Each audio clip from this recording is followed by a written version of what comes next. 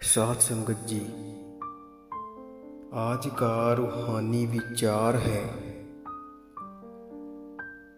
जिनी सतगुरु सेव्या प्यारे तिन के साथ तरे, तिना ठाक न पाइए प्यारे अमृत रसन हरे। बूढ़े भारे बह बिना प्यारे तारे नदर करे, भी तूहे सलाह ना प्यारे भी तेरी सलाह। विणु बोहित बह डूबिए प्यारे कंदी पाई कहा, सलाही सलाहना प्यारे दूजा अवर न कोई। हे सज्जन प्रभु, सदा तुझे ही सलाहना चाहिए, हमेशा तेरी ही सिफ्त सलाह करनी चाहिए। इस संसार समुंदर में से पार लांघने के लिए तेरी सिफ्त सलाह ही जीवों के लिए जहाज है। इस जहाज के बिना भव सागर में डूब जाते हैं। कोई भी जीव समुंदर का दूसरे शोर ढूंढ नहीं सकता। जिन लोगों ने सतगुरु का पल्ला पकड़ा है, हे सज्जन, उनके संगी साथी भी पार लंघ जाते हैं। जिनकी जीव परमात्मा का नाम अमृत चखती है, उनके जीवन यात्रा में विकार आदि की रुकावटें नहीं पड़ती। हे सज्जन, जो लोग परमात्मा के डर अदब से वंचित रहते हैं, वह विकारों के भार से लादे जाते हैं और संसार समुंदर में डूब जाते हैं। पर जब परमात्मा मेहर की निगाह करता है तो उनको भी पार लंघा लेता है। हे सज्जन, सलाहने योग्य परमात्मा की सिफ्त सलाह करनी चाहिए, उस जैसा और कोई नहीं है। जो लोग प्यारे प्रभु की सिफ्त सलाह करते हैं, वह भाग्यशाली हैं। गुरु के शब्द में गहरी लगन रखने वाले व्यक्ति को परमात्मा का प्रेम रंग चढ़ता है। ऐसे आदमी की संगत अगर किसी को प्राप्त हो जाए तो वह हरि नाम का रस लेता है और नाम दूध को मथ के वह जगत के मूल प्रभु से मिल जाता है। हे भाई, सदा स्थिर रहने वाले प्रभु का नाम प्रभुपति को मिलने के लिए इस जीवन सफर में राहदारी है। ये नाम सदा स्थिर रहने वाली मेहर है।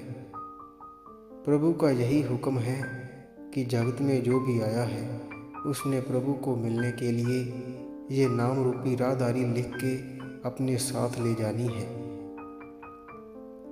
हे भाई, प्रभु की इस आज्ञा को समझ, पर इस हुक्म को समझने के लिए गुरु की शरण पड़ना पड़ेगा। गुरु के बिना प्रभु का हुक्म समझा नहीं जा सकता।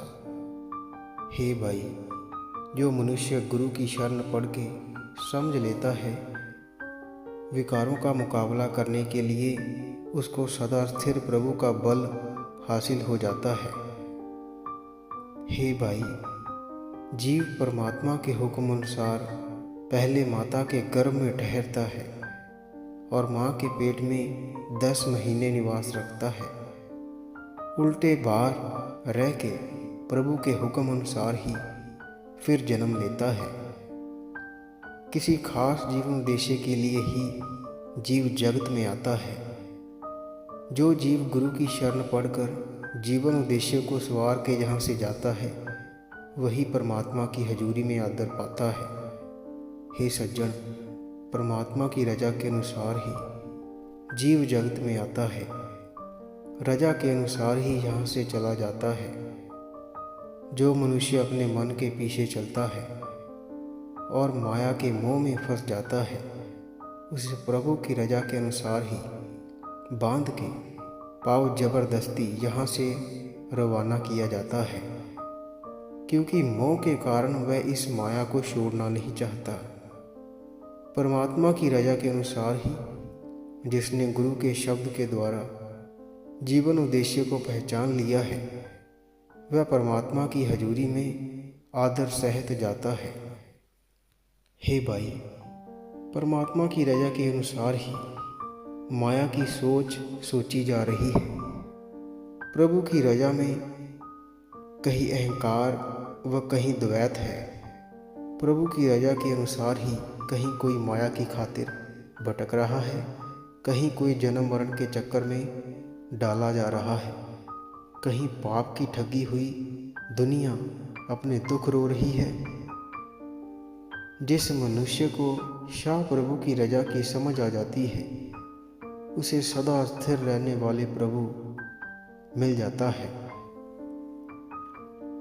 उसकी लोक पर लोक में उपमा होती है। हे भाई, जगत में माया का प्रभाव इतना है कि परमात्मा का सदा स्थिर रहने वाला नाम सिमरना बड़ा कठिन हो रहा है। ना ही प्रभु नाम सुना जा रहा है। माया के प्रभाव तले जीव नाम नहीं सिमरते, नाम नहीं सुनते। हे भाई, मैं उन लोगों से कुर्बान जाता हूँ जिन्होंने प्रभु की सिफ्त सलाह की है। मेरी यही प्रार्थना है कि उनकी संगत में मुझे भी नाम मिले और मेरा जीवन संतोषी हो जाए। मेहर की नज़र वाले प्रभु के चरणों में मैं जुड़ा रहूं। हे भाई, हमारा शरीर कागज बन जाए यदि मन को स्याही की दवात बना ले, यदि हमारी जीव प्रभु की सिफ्त सलाह बनने के लिए कलम बन जाए, तो हे भाई, सौभाग्य इसी बात में है कि परमात्मा के गुणों को अपने विचार मंडल में लाके अपने अंदर उकरते चलो। गुरु नानक जी कहते हैं, हे नानक, वह लिखारी धन्य है जो सदा स्थिर प्रभु के नाम को हृदय में टिका के अपने अंदर उकर लेता है। साथ संगत जी, इसी के साथ हम आपसे इजाज़त लेते हैं। कल मिलेंगे ऐसे ही रूहानी विचार के साथ। अगर आप रोज़ाना रूहानी विचार और रूहानी साखियाँ सुनना पसंद करते हैं तो आप इस चैनल को सब्सक्राइब कर लीजिए और साथ ही बेल आइकन पर भी ज़रूर प्रेस कीजिए, ताकि हम जैसे ही नई वीडियो अपलोड करेंगे उसकी नोटिफिकेशन आप तक पहुंच जाया करेगी।